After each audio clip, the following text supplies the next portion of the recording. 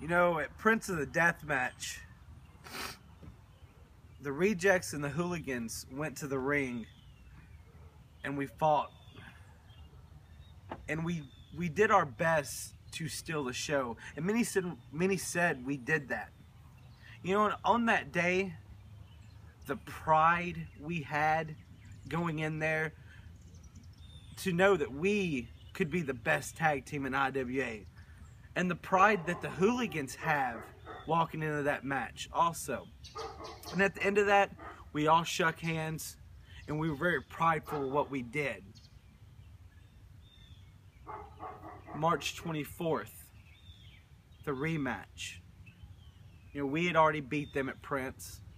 We go into this match with two men that we think respect us just as much as we respect them.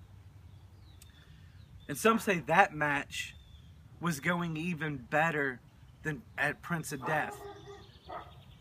Until Mason Cutter decides to pick up a steel chair and tries to take Reed Bentley's head off. This chair shot was the most violent sound I've ever heard in my life. And unfortunately, I was defenseless to try to stop that. And as I am laying there and I know that Reed Bentley is bleeding to death, there's nothing I could do to stop it. There's nothing I could do to help him at that moment. So they pretty much steal that victory from us. That victory will always be tainted by what happened to Reed Bentley. You know, and I pick myself up and I go to the back and I sit there and I hold Reed's hand as I see the blood rolling down his head and I see the gash. And you know, I almost puke every time I even think about it because it was that bad. The worst cut I've ever seen. And I've seen bad cuts. You know, and not a lot of people know this. I drove him to the hospital because that's what brothers do. And I sat in the waiting room with him and I could see the uncertainty of what future he has in his eyes. And in that point I knew that this story between us and the Hooligans wasn't over. You know, you guys can apologize all you want to, and that's great. But it's already been done. The scar's there for life. It's permanent.